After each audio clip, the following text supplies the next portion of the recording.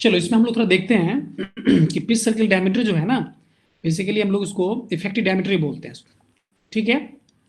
इसमें हम लोग क्या बोलते हैं, इफेक्टिव डायमीटर भी इसको बोलते हैं, ठीक है। तो इसका जो है ना, इसको हम लोग शॉर्टकट में यहाँ पे पीसीडी यूज कर रहे हैं ना, pitch circle diameter, this is called PCD. तो यहाँ पे जो मेथड है ना, 2 और 3 वार मेथड से जो है ना, इसको हम लोग मेजरमेंट करते हैं, ठीक है, ठीक है, सुन पा रहे हो? Yes sir. Okay okay. चलो तो सब इसमें हम लोग आते हैं, तो इसका जो जो एक्सप्लेनेशन है, इस एक्सप्लेनेशन को हम लोग देखते हैं। बेसिकली क्या है ना, ये थ्रेड है ना, कैसे हम लोग देखते हैं, कोई वायर होता है ना, तो वायर पे जो है ना,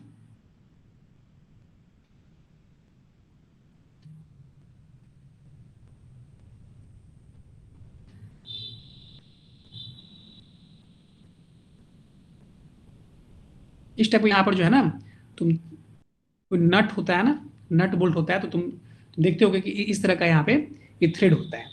तो कहने का मतलब है कि ये थ्रेड जो है ना, बेसिकली क्या है ना, इस थ्रेड के बीच जो है ना, एक या एक यहाँ पे स्फीयर जो है मिसप्लेस किया गया है, ठीक है। तो ये जो स्फीयर है ना, जब तो टोटल डिस्टेंस जो है, मतलब ये आउटर, हम लोग यहाँ पे देख रहे हैं ना कि जो अब ये जो सर्कल है, वो सर्कल का जो आउटर पार्ट है, और यहाँ जो सर्कल है, इसका आउटर पार्ट के बीच का डिस्टेंस क्या है, यहाँ पे एम है। समझ पा रहे हो, सुन पा रहे हो? Yes sir. ओके। और ये जो सर्कल का जो तुम देख रहे हो, ये लोअर पार्ट है ना, ये जो मतलब ये जो है ना, इसका मिनिमम डिस्टेंस जो है ना, मतलब ये सर्कल का जो ये जो सर्कल है, वो सर्कल का मिनिमम डिस्टेंस जो है, मतलब इसका जो मीन्स इनर पार्ट, इसके बीच का डिस्टेंस यहाँ पे क्या है, यहाँ पे टी है, ठीक है। तो एम क्या हो गया, ये सर्कल का जो आउटर जो सेक्शन है, उस आउटर सेक्शन के बीच का डिस्टेंस यहाँ पे क्या है, एम है। और जो इसका इनर सेक्शन है, जो कि इसको जस्ट यहाँ पे जो इस ग्रुप को टच कर रहा है, तो इसमें इसके बीच का डिस्टेंस यहाँ पे क्या है, यहाँ पे टी है, ठीक है। तो यहाँ पे एम और टी के बारे में यहाँ पे क्लियर है। तो बेसिकली आप देखो, और ये डी डब्ल्यू क्या है ना, ये डायमीटर है, ये जो सर्कल है ना, इसका डायमीटर जो है, this is called D W, है ना, ये D W is this one. तो अभी इस यहाँ पर देखो, ज्योमेट्री में देखो, इस ज्योमेट्री को यदि हम देखें ठीक से, थोड़ा ध्यान दें, तो हम लोग ये यहाँ देख पा रहे हैं कि यहाँ पे टी क्या हो जाएगा, व्हाट इज टी, टी क्या हो जाएगा, M minus two D. M हो गया टोटल डिस्टेंस हो गया, एम माइनस, और हमको टी निकालना है, तो टी का मतलब क्या हो जाएगा, जिससे एम माइनस डी, ये this is called D W, है ना, ये इसका डी डब्ल्यू डायमीटर हो गया। तो यहाँ पे क्या हो जाएगा, ये मतलब we have to find this T. तो व्हाट विल टी, तो टी का वैल्यू क्या हो जाएगा, एम, एम मतलब क्या हो गया, ये हो गया टोटल डिस्टेंस हो गया, माइनस टू डी डब्ल्यू, ये डी डब्ल्यू ये हो गया this distance and this distance, है कि नहीं, this is called D W, this distance is called also dw. So this t is equal to this m minus 2 dw. This is, let us suppose this is equation number 1. Clear है, सुन पा रहे हो? Yes sir. हाँ, आप इसी figure को यहाँ पे इस ये जो है ना सर्कल जो है ना, इसको यहाँ पे यहाँ पे ये जो है ना, इसको जो है मैग्नीफाई किया गया है। ये जो मैग्नीफाई किया गया है, तो यहाँ पर थोड़ा डिटेल में हम तो थोड़ा सा हम लोग देखते हैं।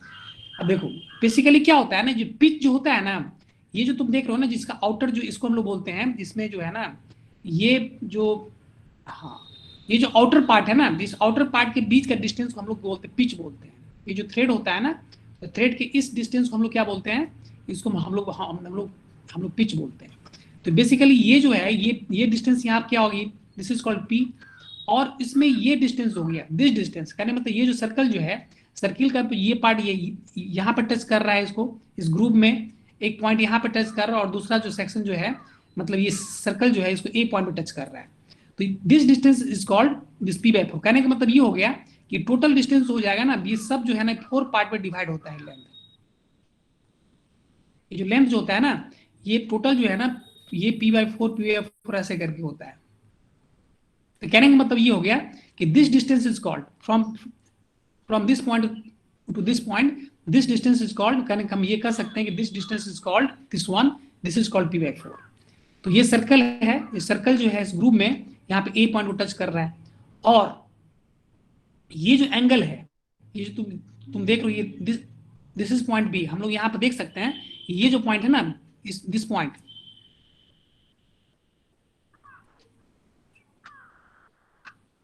This point is called B. ये पॉइंट जो है ना बी, ये बी है। तो इसी को थोड़ा सा हम लोग यहाँ पे क्या किया, यहाँ पे इसको हम लोग मीन्स मैग्नीफाई करके इसको हम लोग देख रहे हैं, ठीक है। तो मतलब this point is B, clear है। और ये सर्कल जो है यहाँ पर जो ये जो इसका थ्रेड है, तो थ्रेड को सरफेस पे यहाँ ए पॉइंट पे टच कर रहा है, और this distance is called this one suppose. तो कहने का मतलब क्या हो गया कि यहाँ पे एडी क्या हो जाएगा, this AD is equal to P by four, AD is equal to this P by four. ओ क्या हो गया, सेंटर, ठीक है। D W is the, this is the total this diameter of this circle. अब देखो यहां से हम लोग पिच सर्कल डायमीटर जो होता है ना, तो पीसीडी जो होता है वो हम लोग उसको जो बोलते हैं, दिस इज कॉल्ड टी। देखो एक्चुअली टी कहां तक है, T is the distance of this one. तुम देख रहे होगे कि टी जो है दिस डिस्टेंस, ये जो तुम देख पा रहे हो ना यहाँ पे, देखो इस यहाँ पे देखो, तो टी कहां से कहां का डिस्टेंस है, ये जो इसका इनर पार्ट है इस सर्कल का, इनर पार्ट से लेके ये जो दोनों का जो इस इनर पार्ट है, इसके बीच का डिस्टेंस हम लोग यहाँ पर टी बोल रहे हैं। तो ये टी जो हो गया इस सरफेस को टच कर रहा है, दैट मीन्स इसको हम लोग ऐसे देख सकते हैं, ठीक है, दिस वन। तो कहने मतलब ये जो सी पॉइंट है ना, ये दिस इज सी पॉइंट। तो पिच सर्कल डायमीटर क्या हो जाएगा ना, दिस टी, ये जो नीचे का लेंथ टी है, this one T plus this two C D, this is called pitch circle diameter. मतलब ये जो सी डी हो गया ना, इस मतलब this is T plus this two C D is called, this is called pitch circle diameter. समझ में आ रहा है, ज्योमेट्री को समझ पा रहे हो? Late us suppose this is equation number 2, सुन पाए हो? सर हाँ, तो ये पिच मीटर क्या हो जाएगा, this is T plus two C D, है ना। अब तो let us suppose this equation number 2। अब देखो थोड़ा सा हम लोग यहाँ पे ज्योमेट्री में आते हैं।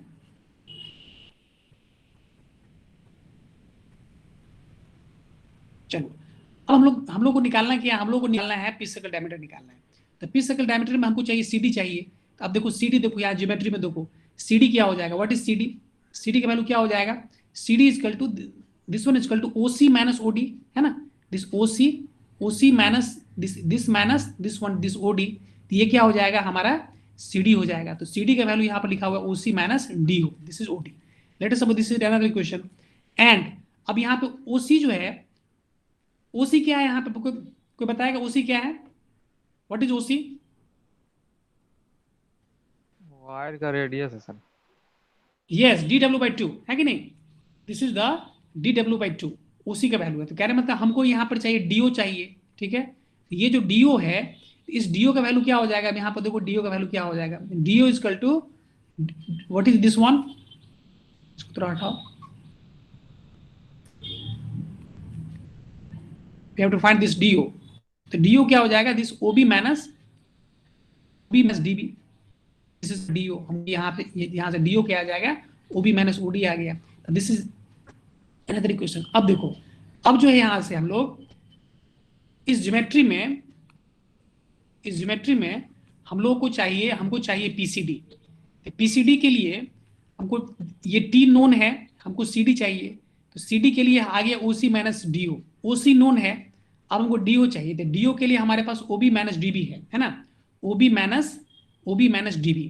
तो अब हम लोग थोड़ा सा आगे आते हैं। अब देखो इस ट्रायंगल में आकर थोड़ा हम लोग देखते हैं क्या होता है ना। ये डिस्टेंस एक्चुअली यहाँ पे जो है मिस मैग्नीफाई किया हुआ है, थोड़ा सा इसको हम लोग जूम करके देख रहे हैं। बेसिकली क्या होता है ना, ये लाइन जो होता है ना, जस्ट लाइक क्या होता है, ये कुछ इस तरह से होता है कि ये स्ट्रेट, बहुत ही स्ट्रेट टाइप का। यार ये क्या होता है ना, यहाँ पर हम लोग मिस कर्व देख पा रहे हैं, लेकिन एक्चुअली क्या होता है ना, ये इस लाइन को यहाँ पे हम लोग एग्जैक्टली इसको हम स्ट्रेट लाइन की तरह हम लोग इसको ट्रीट कर सकते हैं। तो इस कंडीशन में क्या हो जाएगा, यहाँ पे एक राइट एंगल ट्रायंगल है ADB।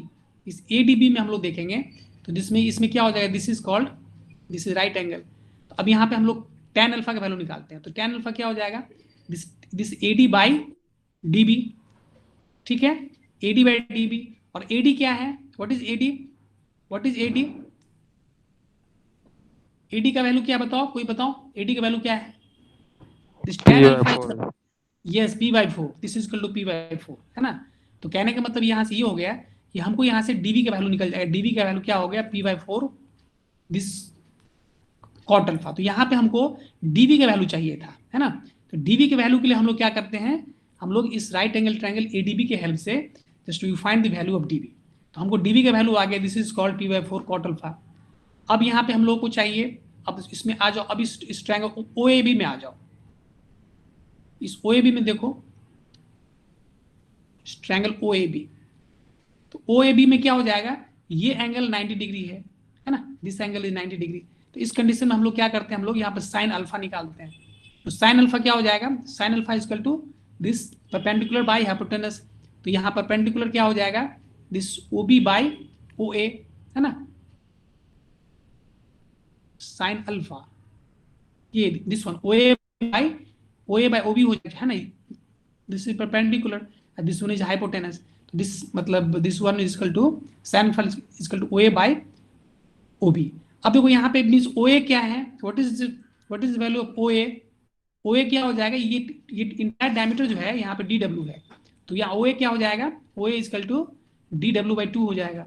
इसको इस वैल्यू को यहाँ पे हम लोग पुट कर दे रहे हैं, तो यहाँ से क्या हो जाएगा, हमको OB मिल जाएगा। तो OB क्या हो जाएगा, DW/2 cosec अल्फा। कहने का मतलब ये हो गया कि यहां से जो है हमको मिल गया ओबी मिल गया, दिस वन ओबी, ठीक है।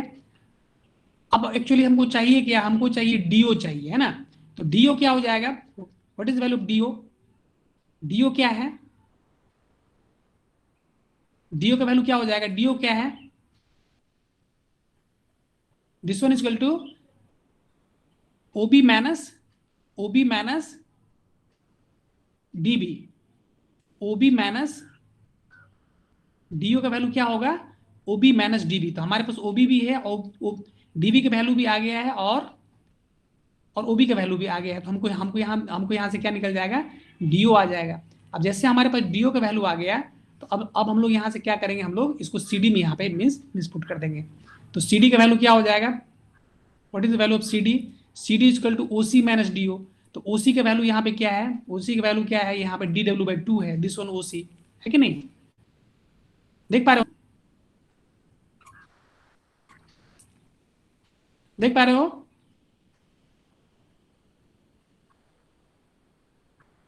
Yes sir. हाँ। तो हमको यहाँ से डीओ आ गया। अब यहाँ सीडी का वैल्यू निकालेंगे, तो सीडी का वैल्यू क्या हो जाएगा, ये सीडी के वैल्यू में चूंकि हमारे पास इक्वेशन है, सीडी इसका वैल्यू क्या होगा, ओसी माइनस डीओ है, और ओसी का वैल्यू यहाँ पे क्या है, DW/2 है। तो कहने का मतलब यहाँ पे जो है हम लोग यहाँ पे CD equal to DW/T minus DO, है ना। तो ये तुम्हारा डीओ का वैल्यू हो गया। तो यहाँ से हम लोग सीडी का वैल्यू निकल जाएगा। अब जैसे सीडी का वैल्यू हमको यहाँ पे मीन्स आ गया, तो अब यहाँ से हम लोग क्या करेंगे, हम लोग पिच सर्कल डायमीटर का वैल्यू हम लोग जो फर्स्ट इक्वेशन है, दिस इक्वेशन, इस इक्वेशन में पिच इस इक्वेशन से हम लोग पिच सर्कल डायमीटर हम लोग निकाल सकते हैं। तो यहाँ पे क्या हो जाएगा, पिच सर्कल डायमीटर को यदि पुट करेंगे तो T+2CD हो गया। तो CD का वैल्यू जो है ऑलरेडी हम लोग यहाँ पे निकाल चुके हैं। तो क्या हो जाएगा, दिस इज T+2CD है ना। तो यहाँ पे क्या हो जाएगा, ये this DW into 1 minus cosec alpha plus P/2 cot alpha. तो इस तरीके से हम लोग यहाँ पे पिच सर्कल डायमीटर यहाँ पे निकाले। तो पिच सर्कल डायमीटर का ये फॉर्मूला बहुत इंपॉर्टेंट है, इसको तुमको याद रखना है ना। This formula is very important, T+DW 1 minus cosec alpha plus P/2 cot alpha. इस तरीके से हम लोग यहाँ पे पिच सर्कल डायमीटर यहाँ से निकालते हैं। अब देखो यहाँ पे हम लोग DW का यदि हम डायमीटर ऑफ वायर निकालना होगा, तो इस कंडीशन में क्या करते हैं। अब देखो बेसिकली क्या होता है ना, इस ट्रायंगल में देखो बेसिकली ये एंगल क्या होता है ना, इसको हम लोग थीटा बोलते हैं। ये एंगल क्या है, यहाँ पर थीटा है। तो यहाँ से तुम निकाल सकते हो, देखो इस इक्वेशन में देखो, तो ये कॉस थीटा क्या हो जाएगा इस इक्वेशन में, चूंकि ये हम ट्रायंगल राइट एंगल ट्रायंगल हम लोग OAD की बात कर रहे हैं, OAD की बात कर रहे हैं। तो कॉस अल्फा क्या हो जाएगा, सॉरी कॉस थीटा क्या हो जाएगा, AD/OA। यस, कॉस थीटा निकालो। तो कॉस थीटा का वैल्यू क्या हो जाएगा, AD/OA, है कि नहीं। तो और यहाँ पे मीन्स OA क्या है, OA क्या है यहाँ पे, OA यहाँ पे D है कि नहीं। What is OA, OA is equal to diameter of wire, है कि नहीं, this one OA। This diameter of wire is equal to AD/OA, cos theta. और AD क्या है, what is this AD? AD का वैल्यू क्या है? AD का वैल्यू क्या बताओ जल्दी, कोई बताओ AD का वैल्यू? P/4 है, दिस इज P/4, P/4 और this 1/cos theta is equal to sec theta. तो कहने का मतलब ये कि डायमीटर वायर का जो डायमीटर होगा ना, इसको हम लोग यहाँ पे P/4 sec थीटा, यदि डायमीटर वायर निकालना होगा, दिस इज कॉल्ड P/4।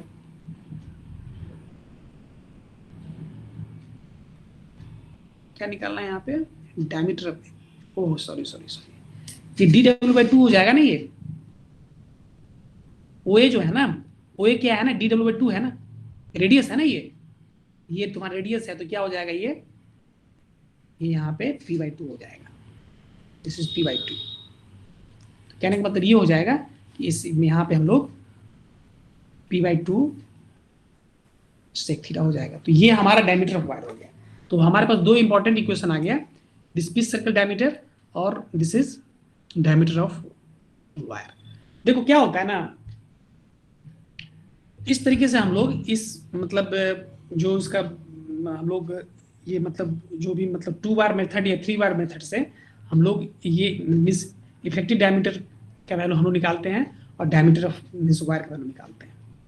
ठीक है, तो इस न्यूमेरिकल को तुम ट्राई कर सकते हो। इस न्यूमेरिकल में जो डेटा है, ये जरा क्वेश्चन को पढ़ लो। While measuring the effective diameter, हमको क्या चाहिए? हमको इफेक्टिव डायमीटर हमको चाहिए, दिस इज कॉल्ड PCD। सुन पा रहे हो? Yes, sir. हाँ, while measuring the effective diameter of an external metric screw thread। अब देखो ये मैट्रिक स्क्रू थ्रेड होता है ना, इसमें क्या होता है ना, 2 थीटा का वैल्यू क्या होता है, दिस इज 60 डिग्री होता है। ध्यान रखना, ये हमको पता होना चाहिए कि मैट्रिक स्क्रू थ्रेड में थीटा का वैल्यू क्या होता है, यहाँ पे 30 डिग्री होता है। तो कहने का मतलब ये है कि ये इन्फॉर्मेशन हमारे पास होना चाहिए। तो ये चूंकि तुम थ्योरी ऑफ मशीन में या मशीन डिजाइन में तुम पढ़ोगे, अलग अलग उसमें थ्रेड होता है ना, तुम्हारा थ्योरी ऑफ मशीन में नहीं, तुम्हारा मशीन डिजाइन में आएगा। तो ये तो इस क्वेश्चन में while measuring the effective diameter of external metric screw thread, the gauge of 3.5 mm, the gauge of 3.5 mm pitch है ना, तो पिच जो है यहाँ पे कितना है, यहाँ पे 3.5 mm है। 30.5 mm diameter cylinder standard and 2 mm diameter of wire were used। अब देखो इस फिगर में देखो डायमीटर ऑफ वायर कितना दिया हुआ है इस क्वेश्चन में, this is given, this is 2 mm diameter दिया हुआ है। और ये सिलिंड्रिकल जो तुम्हारा जो स्टैंडर्ड जो तुम्हारा ये है, इसका डायमीटर कितना दिया हुआ है, 30.5 mm दिया हुआ है। The micrometer reading over the standard and wire was 13.3768 mm। ठीक है, ये जो हम लोग मीन्स माइक्रोमीटर से इसको हम लोग चेक करते हैं, तो उसका जो यहाँ पर रीडिंग कितना आ रहा है, ये 13.3768 mm आ रहा है। The corresponding reading over the thread gauge and wire was 12.2428 mm। The corresponding reading over the thread gauge and wire was, जो हमारा इसका रीडिंग जो है, मतलब तुम्हारा ये थ्रेड गेज और मींस वायर के ऊपर जो मतलब उसका जो रीडिंग है, दिस रीडिंग इज 20.2428 mm। तो calculate the thread gauge effective diameter, you have to find the thread gauge effective diameter. अब देखो इस क्वेश्चन में जो है, हाँ, तो ये जो हमारा करस्पॉन्डिंग रीडिंग जो है ना ओवर थ्रेड गेज, ये रीडिंग यहाँ पे कितना दिया हुआ है, 12.2428 है ना, यहाँ पर दिया हुआ है this corresponding reading over the thread gauge and wire. तो कहने मतलब ये तुम्हारा थ्रेड गेज हो गया और ये तुम्हारा वायर हो गया, तो इसके बीच का डिस्टेंस कितना दिया हुआ है, 12.2428 mm दिया हुआ है। Is it clear? तो जो भी डेटा है हमारे पास जो भी मतलब कैलकुलेट है, इस डेटा को पहले समझेंगे कि आखिर क्वेश्चन में क्या सब दिया हुआ है। तो देखो सबसे पहले जो है डायमीटर ऑफ वायर दिया हुआ, this is how much, this is 2 mm। Pitch जो है, पिच का मतलब क्या हो गया, दिस डिस्टेंस, ये हो गया ना, ये इसको हम लोग बोलते हैं पिच। पिच का वैल्यू यहाँ पे क्या है, 3.5 mm दिया हुआ है। This P equal to this one P। ठीक है, तो since micrometer are used to some attachment, देखो एक्चुअली क्या होता है ना, माइक्रोमीटर में कुछ अटैचमेंट होता है, तो इसमें कुछ करेक्शन फैक्टर होता है, तो उस करेक्शन फैक्टर का कैलकुलेशन यहाँ पे हम लोग करते हैं ताकि उसमें उसका एग्जैक्ट डायमेंशनिंग हो पाए। तो इस एक नया टर्म यहाँ पे आ रहा है करेक्शन। जो माइक्रोमीटर हम लोग यूज कर रहे हैं ना, उसमें कुछ एक्सटर्नल अटैचमेंट के कारण कुछ उसमें कुछ करेक्शन करना होता है उसमें, उसके डायमेंशन में। तो इसीलिए यहाँ पर हम लोग एक करेक्शन करते हैं। तो करेक्शन में क्या होता है, करेक्शन का एक फॉर्मूला ही होता है। बेसिकली क्या होता है करेक्शन में, जो होता है ये this is equal to this is wire diameter plus जो जो सिलेंडर के ऊपर जो डायमेंशन आ रहा है ना, this one, this length plus this is what is this one, one second, this is D W. तो कहने का मतलब दिस की ये क्या हो गया कि एल प्लस 2 DW, ठीक है, माइनस 13.3768। तो ये देखो, ये जो है ना, जो माइक्रोमीटर का रीडिंग आ रहा है ना, micrometer reading over the standard wire, ये कितना आ रहा है 13.3768 आ रहा है। तो कहने का मतलब है कि माइक्रोमीटर रीड कितना कर रहा है 13.3768 mm रीड कर रहा है, लेकिन वो करस्पॉन्डिंग रीडिंग जो आ रहा है वो कितना आ रहा है 12.2468 आ रहा है। तो कितना करेक्शन कितना है, क्योंकि माइक्रोमीटर में क्या होता है बहुत सारा अटैचमेंट होता है, तो उस अटैचमेंट के कारण जो है यहाँ पे हम लोग उस जो जो भी यहाँ पे उसका कितना करेक्शन हो जाएगा, ये करेक्शन क्या हो जाएगा, मतलब this length plus 2 DW minus minus this one, this one. तो कहने का मतलब ये हो जाएगा कि इसमें हम लोग यहाँ पे, तो ये हो गया, ये माइक्रोमीटर रीडिंग हो गया, माइक्रोमीटर रीडिंग है यहाँ पे। तो this L plus 2 DW minus micrometer reading है। तो यहाँ पर लेंथ कितना है यहाँ पे, दिस 13.5 हो गया। ये क्या है ना, दिस एल सिलेंडर, ये क्या है, इसको इसको हम भी कर सकते हैं। एक्चुअली क्या यहाँ पर नोटेशन जो है ना, थोड़ा सा इसको थोड़ा सा चेंज कर लेते हैं, कंफ्यूजन ना हो। This capital D diameter of cylinder का जो है, यहाँ जो है सिलेंडर, उसका हम लोग यहाँ पर डायमीटर ले रहे हैं। तो this is equal to how much, this D plus 2 DW। तो क्या होगा, this one is the 13.5, this one plus 2 DW, this 2 plus 2 minus this length, this one is the micrometer reading। तो micrometer reading यहाँ पे कितना है 13.3768 आ गया। इसको हम सब्सट्रैक्ट कर लेते हैं, तो यहाँ पे कितना करेक्शन कितना आ गया, करेक्शन इज 21.1232 mm। ये यहाँ पे क्या हो गया, दिस इज कॉल्ड करेक्शन। अब करेक्शन का वैल्यू आ गया, तो अब हम लोग को क्या निकल, एम का वैल्यू हमको चाहिए। तो एम का वैल्यू क्या होता है, एम का वैल्यू क्या है, देखो यहाँ पे एम का वैल्यू क्या है, M is equal to T plus, M का वैल्यू क्या है, what is this value of M, M is equal to T plus 2 DW, होता है कि नहीं। यदि एम का वैल्यू निकालना होगा तो एम क्या होगा, दिस टी प्लस ये तुम्हारा डायमीटर ऑफ वायर हो गया और ये तुम्हारा डायमीटर ऑफ वायर हो गया। तो कहने मतलब क्या हो गया कि this M is equal to, M क्या हो जाएगा, this M is equal to T plus 2 DW। तो यहां से हम लोग को टी क्या हो जाएगा, this T is equal to M minus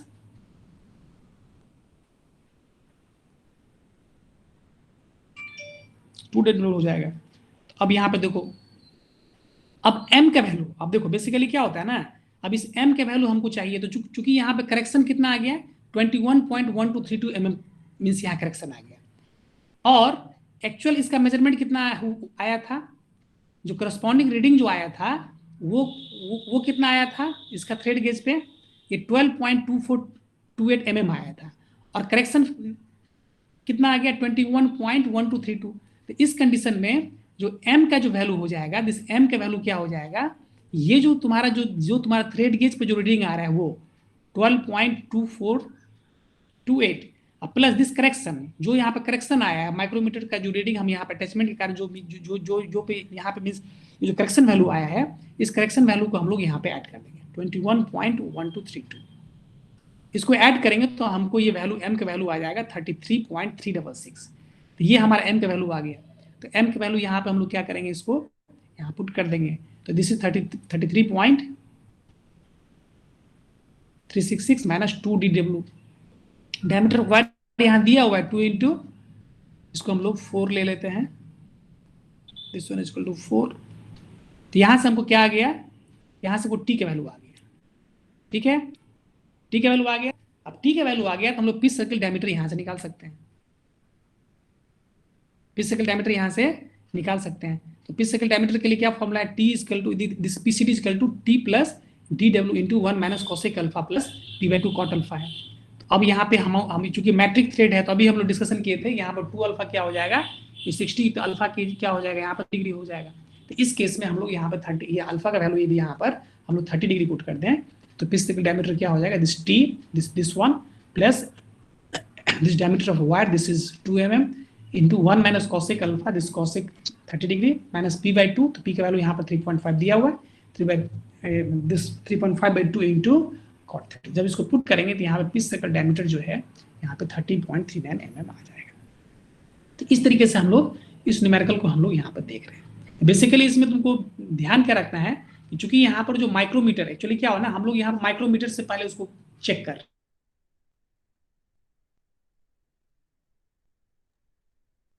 निकालते हैं के लिए हम लोग जो क्या होता है ना कि माइक्रोमीटर में का जो होगा तो ये क्या होता है, मतलब this diameter of this cylinder plus 2dw minus this one, जो इसका माइक्रोमीटर रीडिंग आ रहा है, तो इस माइक्रोमीटर रीडिंग को उसमें सब्सट्रैक्ट कर देंगे तो वहां से हमको क्या मिल जाएगा, हमको करेक्शन फैक्टर निकल जाएगा, करेक्शन वैल्यू निकल जाएगा। इस करेक्शन वैल्यू को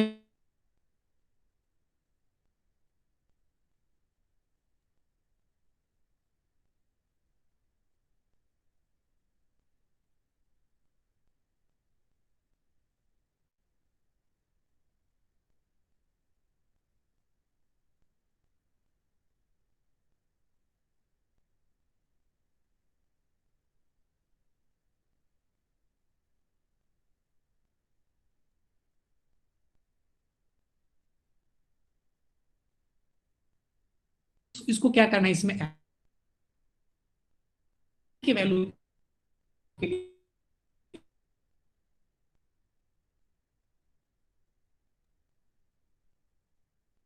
गेज का रीडिंग यहाँ पे हम ये जो है इस क्वेश्चन में दिया हुआ है this one this one this one, और यहाँ पे हमको क्या चाहिए, हमको करेक्शन। तो करेक्शन के लिए हम लोग जो माइक्रोमीटर का जो रीडिंग है तो this D plus 2dw minus जो करेक्शन जो उसका रीडिंग है, तो यहाँ से हम लोग क्या करते हैं, यहाँ पे करेक्शन निकाल लेते हैं और इसको ऐड कर दो। कंक्लूजन क्वेश्चन का यही है, तुमको चाहिए बेसिक फॉर्मूला किसी का ये formula you are suppose to know. इस फॉर्मूला में यदि इस क्वेश्चन को हम समराइज करें, यहाँ समराइज इसका यही है, you have to find this PCD. PCD के फॉर्मूला तुमको टी चाहिए, टी के लिए तुम्हारे पास ये basic m plus 2d T के माइनस 2 हो जाएगा। अब हमको m चाहिए, तो m के लिए जो m क्या टोटल वैल्यू हो गया, तो m के लिए जो है हमारे पास जो थ्रेड का रीडिंग आगे है वो जो मतलब थ्रेड के ऊपर जो रीडिंग आया है वो प्लस जो माइक्रोमीटर में जो करेक्शन जो हम लोग करते हैं वो दोनों को ऐड कर देंगे तो will get the value of m। तो बस यहाँ m की वैल्यू चाहिए होती है, यहाँ पर हमको थ्रेड के यहाँ में हमको जो है इसका वैल्यू निकालना, हम suppose to know to find the value of correction. तो करेक्शन के लिए क्या करते हैं हम लोग, this d plus 2dw minus micro reading, इस रीडिंग को हम लोग यहाँ पे सब्सट्रैक्ट कर देते हैं और यहाँ से हमको m का वैल्यू मिल जाता है। m का वैल्यू मिल गया तो हमको यहाँ से t का वैल्यू मिल गया। अब t का वैल्यू मिल गया तो अब यहाँ पे अल्फा है, तो अल्फा या चूंकि मैट्रिक थ्रेड है तो अल्फा का वैल्यू यहाँ पर 30 हो जाएगा। सीधे इसको यहाँ पिच के वैल्यू सब कुछ को सब तुमको यहाँ क्वेश्चन में दिया हुआ है, सिंपली पुट करना है, you will get the value of pitch circle diameter. Is it clear और नॉट क्लियर है, सुन पा रहे हो ना?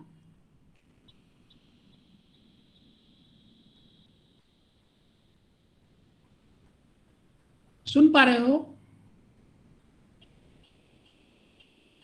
Yes sir. Okay okay. तो इस तरीके से हम लोग इस क्वेश्चन में बेसिकली तुमसे न्यूमेरिकल में जो है ना, जैसे गेट वगैरह में क्वेश्चन, एक्चुअली ये क्वेश्चन जो है ये क्वेश्चन पूछा गया था, क्वेश्चन कहीं किसी क्वेश्चन ही है, किसी एग्जामिनेशन में आया है ये। हाँ चलो ठीक है। तो कहने का मतलब इस पूरे न्यूमेरिकल में तुमको कुछ फॉर्मूला है उसको तुमको ध्यान रखना है, कुछ बेसिक फंडामेंटल सिंपल ज्योमेट्री है, इस ज्योमेट्री के हेल्प से हम लोग इस न्यूमेरिकल को सॉल्व करते हैं। ठीक है, अब हम लोग आते हैं एक्सेप्टेंस टेस्ट में। एक्सेप्टेंस टेस्ट में आते हैं। एक्सेप्टेंस टेस्ट में अब कल हम लोग डिस्कशन किए थे कि बेसिकली इसमें क्या होता है, दो तरह का टेस्ट हम लोग करते हैं, एक डायनामिक टेस्ट होता है, एक स्टैटिक टेस्ट होता है। तो कुछ टेस्ट क्या होता है ना, जब अब इसे लेथ मशीन है, लेथ मशीन का जो हमारा जो भी आउटपुट हम वहाँ पर स्पेसिफाई हम कर रहे हैं कि लेथ मशीन का जो पैरामीटर हम सेट कर रहे हैं, जैसे कि हमको टर्निंग ऑपरेशन करना है, तो टर्निंग ऑपरेशन करना है तो उसमें सिलेंड्रिकल जॉब होता है, उसके डायमीटर को क्या करता है, अलग अलग स्टेप डायमीटर उसको हम लोग बोलते हैं, अलग अलग डिस्टेंस पे डायमीटर को वहाँ पे कम करना होता है, डिक्रीज करना होता है। जैसे कोई वर्क पीस है, सपोज दैट कि ये तुम्हारा वर्क पीस है ना, ये वर्क पीस है। अब यहाँ पे क्या करना होता है कि ये जो है इसका लेंथ L दिया हुआ है, तो क्या हो ना, है ना, कुछ डिस्टेंस पे इसका क्या होगा, डायमीटर जो है, मतलब जैसे कि ये इसका क्या हो गया, ये तुम्हारा हो गया वर्कपीस डायमीटर हो गया, ये तुम्हारा क्या हो गया, वर्कपीस डायमीटर हो गया। इस वर्कपीस डायमीटर को हम लोग क्या करते हैं, जो तुम्हारा लेथ मशीन होता है, उस लेथ मशीन के मैनुअल में देखोगे, तुम फर्स्ट ईयर में तुम फर्स्ट सेमेस्टर में तुम मतलब लेथ लेथ पे कुछ काम किए होगे, वहां पर तुम देखे होगे कि वहां पे क्या होता है, लेथ मशीन में बेड होता है ना, उसमें टेल स्टेक होता है, उसमें डेड सेंटर होता है, मैंडल होता है, तो अलग अलग चीजें यहाँ पे। हाँ, तो कहने का मतलब ये है कि इस कंडीशन में क्या होगा कि ये जो वर्कपीस है, तो वर्कपीस हम लोग क्या करते हैं, मैंड्रल में इसको फिट करते हैं। उसमें जैसे कि उसमें क्या होता है ना, उसमें मतलब 3 जाओ होता है, उसमें 2 जाओ होता है। तो हम लोग इसको, तुम लेथ मशीन के बारे में जब देखोगे तो वहाँ पर लेथ मशीन के में हम लोग इसको देखें। तो कहने का मतलब हमारे यहाँ पर ये है कि डायनामिक टेस्ट का मतलब ये है कि हम लोग मशीन में क्या करते हैं ना, कि हम लोग सबसे पहले वर्कपीस को वहाँ पर सेट करते हैं। वर्कपीस को सिलेंड्रिकल कोई वर्कपीस है जिसका कि ये इसका क्या हो गया, इसका इनिशियल डायमीटर है ना, सपोज दैट ये डायमीटर जो है 100 mm है। 100 mm वर्कपीस को हम लोग क्या करते हैं, हम लोग लेथ मशीन में सेट करते हैं। अब इसमें टर्निंग ऑपरेशन करते हैं। तो यहाँ पर टर्निंग ऑपरेशन में क्या है कि अलग अलग, सपोज दैट कि ये 20 mm, ये 20 mm तक जो है, दिस वन 20 mm,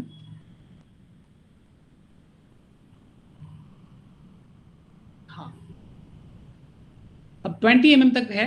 हम ये मान के चल रहे हैं कि इसका डायमीटर जो है, इसका 80 mm डायमीटर है, 80 mm डायमीटर है। फिर जो है रेस्ट यहाँ पर सपोज दैट कि तुम्हारा 10 mm है, तो 10 mm तक इसका डायमीटर क्या हो गया, यहाँ पर 100 mm है। फिर late us suppose this one is the 40 mm, 40 mm distance तक जो है इसका डायमीटर यहाँ से फिर क्या किया गया, यहाँ पर रिड्यूस किया। तो कहने मतलब क्या हो गया ना, इसका अलग अलग शेप का जो है ना, यहाँ पे अलग अलग सेक्शन पे उसका तो इसी ऑपरेशन को हम लोग क्या बोलते हैं, टर्निंग ऑपरेशन बोलते हैं। तो क्या, तो इस डायनामिक टेस्ट में क्या होता है ना, कि हमारा जो रिक्वायरमेंट होता है कि भाई इस यहाँ पे लेथ में जो पैरामीटर्स है उसको हम लोग यहाँ पे सेट कर दे रहे हैं। सेट करके हमको यदि यदि हमको जो जिस डायमीटर, यदि वहाँ पे जिस डायमीटर का हमको वर्कपीस चाहिए होता है, तो हमको ये देखना होता है कि आखिर जो वर्कपीस हमको मिल रहा है वो वर्कपीस उस रेंज में आ रहा है कि नहीं आ रहा है। तो इस कंडीशन में डायनामिक टेस्ट में क्या होता है, जो एरर होता है ना, error should not be exceed 0.02 mm to 0.02 mm in 300 mm। मतलब कहने का मतलब ये है कि 300 mm में, कहने मतलब 300 mm लेंथ में इसमें 0.02 mm से ज्यादा उसका एरर नहीं होना चाहिए, है कि नहीं। हम लोग कह सकते हैं कि 300 mm में इसका जो है, इसको ऐसे हम लोग निकाल सकते हैं, 300 mm में 0.02 mm उसका वो हो गया। इसको हम लोग यदि पर 100 mm देखें तो क्या हो जाएगा ये, हाँ, तो इस तरीके से हम लोग मतलब 100 mm में इतना से ज्यादा उसका एरर नहीं होना चाहिए। तो कैन डायनामिक टेस्ट में इसी चीज को देखते हैं, यदि पर 100 mm में एरर इससे ज्यादा हो गया, दैट मीन्स क्या हो गया, उस मशीन में कुछ प्रॉब्लम है। तो इस तरीके से हम लोग एक्सेप्टेंस टेस्ट, मतलब ये हो गया कि जो मशीन, जो प्रोडक्शन, जो मतलब जो को भी मतलब मीन्स मैन्युफैक्चर यदि मशीन का यदि मीन्स वहाँ मीन्स यदि प्रोडक्शन हो रहा है, तो उसमें जो भी हमारा जो मतलब जो वर्कपीस बनाना है, तो उसका जो एक जो मतलब एक जो एरर होता है, वो एरर क्या होना चाहिए, एक स्पेसिफाइड रेंज में आना चाहिए। यदि उस रेंज से यदि उसका एरर यदि एक्सीड हो जाएगा तो मशीन क्या हो जाएगा, वो एक्सेप्ट नहीं होगा। तो ये यहाँ पर हम लोग देख रहे हैं कि एक्सेप्टेंस टेस्ट में सबसे पहला टेस्ट क्या हो गया, यहाँ पे डायनामिक टेस्ट हो गया। इसी तरह से यहाँ पे स्टैटिक टेस्ट होता है। तो स्टैटिक टेस्ट जो होता है ना, basically this test will discussed for 3 machine, namely lathe, milling और ड्रिलिंग। स्टैटिक टेस्ट जो है ना 3 मशीन के हम लोग करते हैं, लेथ के लिए करते हैं, मिलिंग के लिए करते हैं और ड्रिलिंग के लिए करते हैं। सुन पा रहे हो, सुन पा रहे हो? Yes sir. हाँ, तो अब यहाँ पे हम लोग सबसे पहले देखते हैं कि क्या क्या चेक करते हैं। कि सबसे पहले देखते हैं कि बेड जो है सही है कि नहीं। लेथ में क्या होता है, बेड होता है ना। तो बेड जो है मशीन का क्या होना चाहिए, फ्लैट होना चाहिए, है ना। बेड क्या होना चाहिए, ये फ्लैट होना चाहिए। तो उसमें फ्लैटनेस चेक करने के लिए क्या करते हैं ना, पूरे सेगमेंट को अलग अलग सेक्शन में उसको डिवाइड करते हैं। उसको स्पिरिट लेवल के हेल्प से हम लोग उसका फ्लैटनेस चेक करते हैं, है कि नहीं। तुम देखते होगे कि वहाँ पर तुम मीन्स यूट्यूब वगैरह पर डालना कि स्पिरिट लेवल से कैसे उसका लेवलिंग चेक करते हैं। यदि स्पिरिट लेवल पे यदि हम उसको रखेंगे, यदि उसका बबल जो होता है ना एकदम ठीक बीच सेंटर में होता है, दैट मीन्स क्या हो गया, वो बेड क्या है उसका बिल्कुल हॉरिजॉन्टल है। थोड़ा सा बबल यदि उसको लेफ्ट, यदि उसको लेफ्ट डायरेक्शन में जा रहा है, दैट मीन्स क्या हो गया, वो थोड़ा सा इंक्लाइंड है राइट की तरफ, ऐसे करके हल्का टेप ऐसे करके। तो ये स्पिरिट लेवल के हेल्प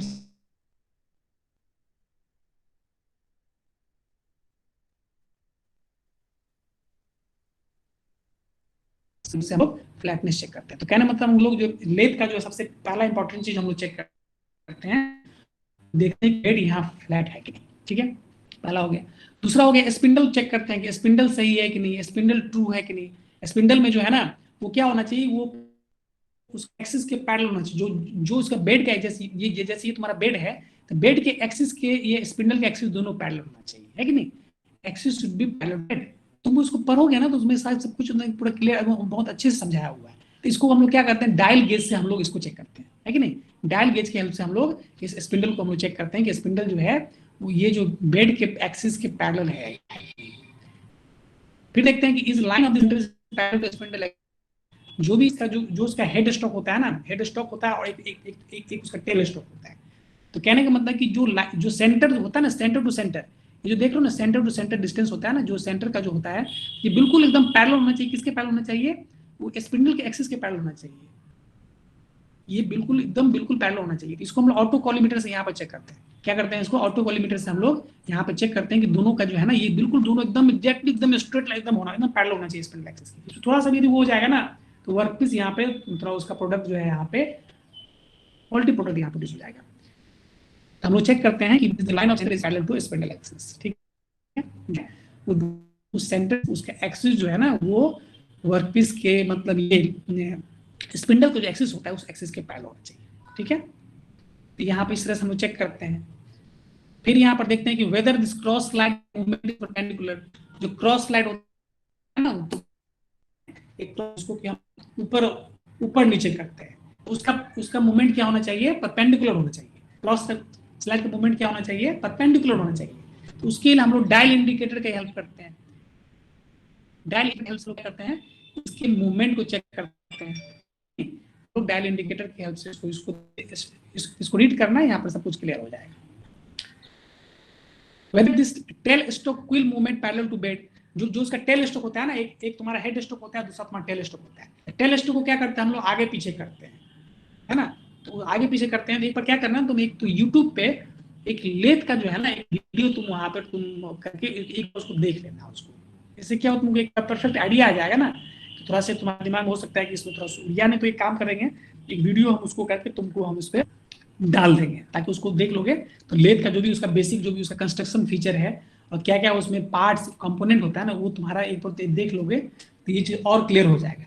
तो टेल स्टॉक में क्या करते हैं हम लोग, उसको मूवमेंट मूव करते हैं, उसको लेफ्ट राइट उसको मूव करते हैं, है ना। जैसे वर्क पीस है तो उसको वही उसको एक्चुअली एक डेड सेंटर होता है। तो डेड सेंटर वो क्या होता है, हमेशा फिक्स रहता है। और टेल स्टॉक का वहाँ क्या करते हैं, उसमें उसमें उसका मूवमेंट करके हम लोग ये चेक करते हैं। तो कहने मतलब वो उसका मूवमेंट जो है उसको हमको ये देखना होता है वो बेड के पैरेलल है कि नहीं, है ना। तो whether this tail stock will movement is parallel to bed और नॉट, है ना। तो यहाँ जो हम लोग यहाँ भी हम लोग डायल इंडिकेटर से हम लोग इसको चेक करते हैं टेल स्टॉक विल को। ठीक है, अब दूसरा जो है, चूंकि हम लोग यहाँ पे क्या कर रहे हैं, हम लोग यहाँ पे स्टैटिक टेस्ट कर रहे हैं। स्टैटिक टेस्ट में हम लोग यहाँ लेथ का देख लिए। अब सेकंड जो है हम लोग यहाँ पे मिलिंग का देखेंगे, है ना। तो मिलिंग मशीन के बारे में थोड़ा सा उसको तुमको पता होना चाहिए कि मिलिंग में मशीन में जो है उसका क्या होता है, आर्बर होता है। देखो इसमें थोड़ा सा मशीन का थोड़ा सा हम उसको एक वीडियो डाल देंगे, उसमें तुम उसको देख लोगे तो पूरा क्लियर हो जाएगा। पहले मिलिंग मशीन एक्चुअली क्या होता है ना, तुम प्रोडक्शन इंजीनियरिंग में तुम इस मेटल कटिंग में तुम पढ़े होगे।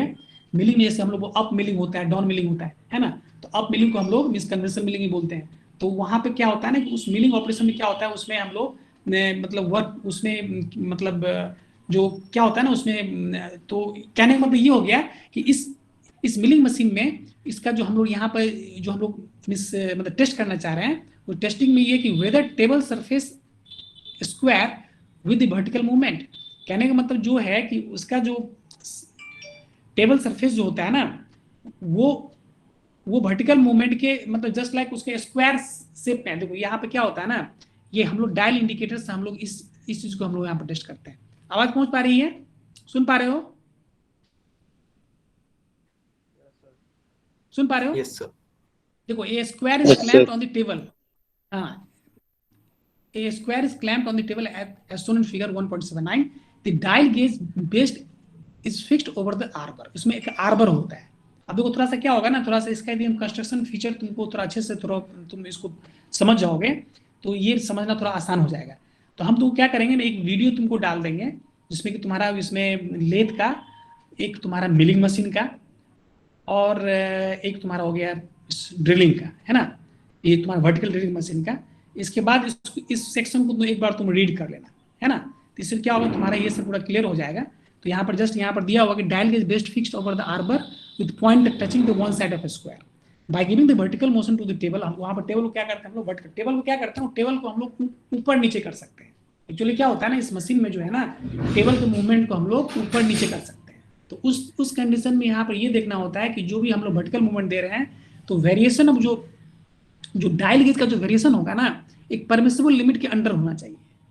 समझ में आ रहा है? ये जो हम लोग इसको ऊपर नीचे कर रहे हैं ना, तो ये जो डायल गेज का जो वेरिएशन होगा वो क्या होना चाहिए, परमिसिबल लिमिट के अंदर होना चाहिए। यदि परमिसिबल लिमिट के अंदर नहीं है तो हम ये कह सकते हैं कि वहां पर टेबल सरफेस का जो मूवमेंट है वो बिल्कुल वर्टिकल डायरेक्शन में नहीं जा रहा है।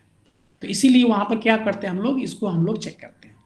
फिर हम लोग देखते हैं कि whether table movement is parallel to cutter axis.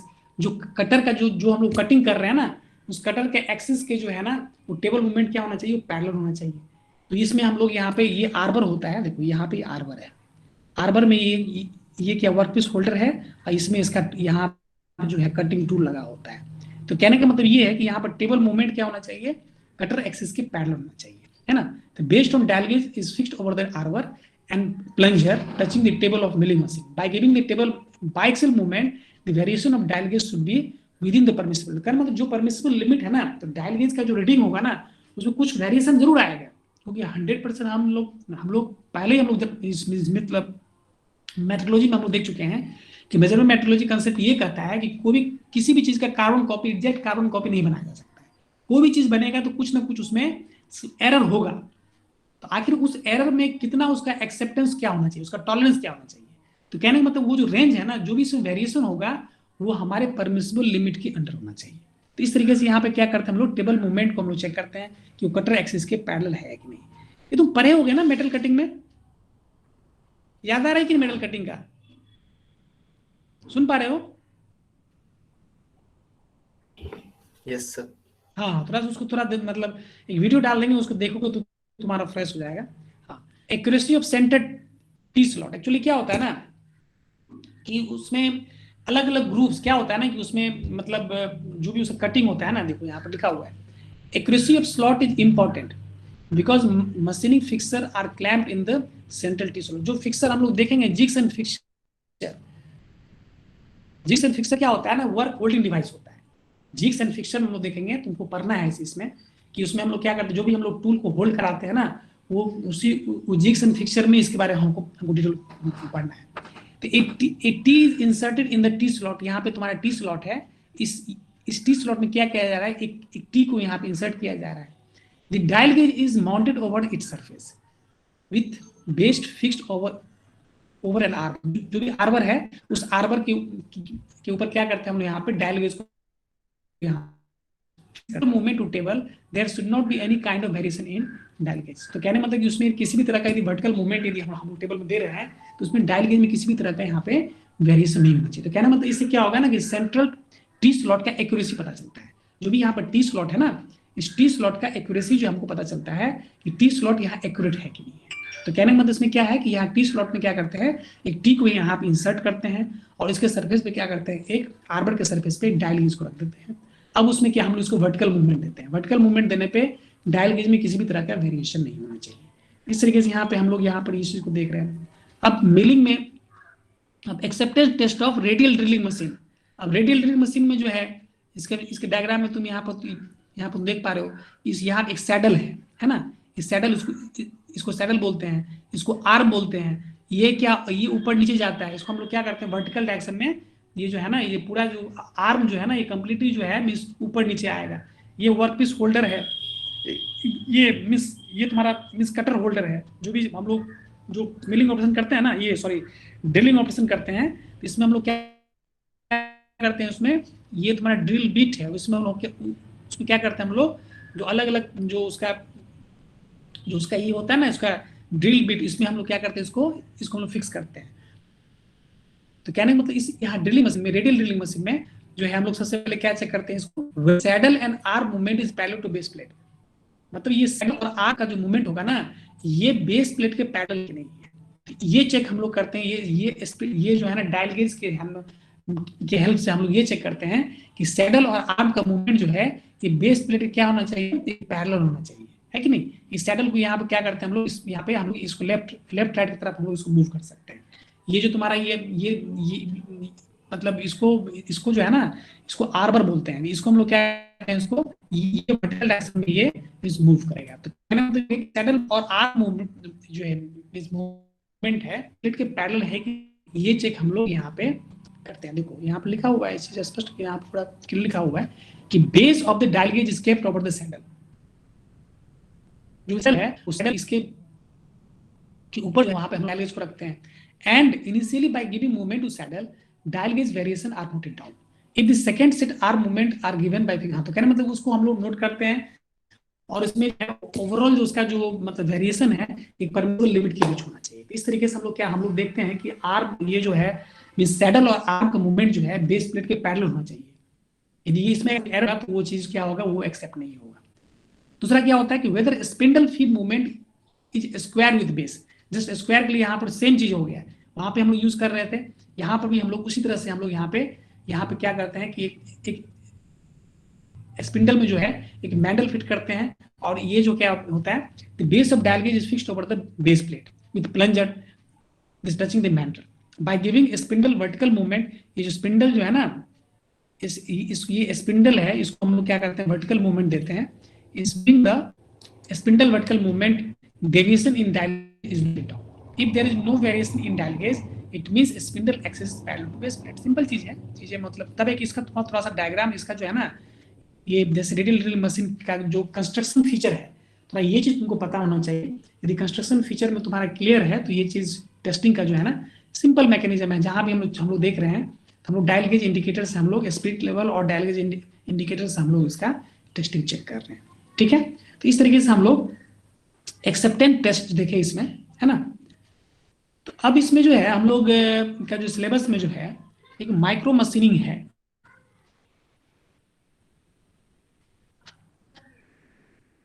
हमारा जो यहाँ जो हम लोग देख पा रहे हैं, देख पा रहे हो?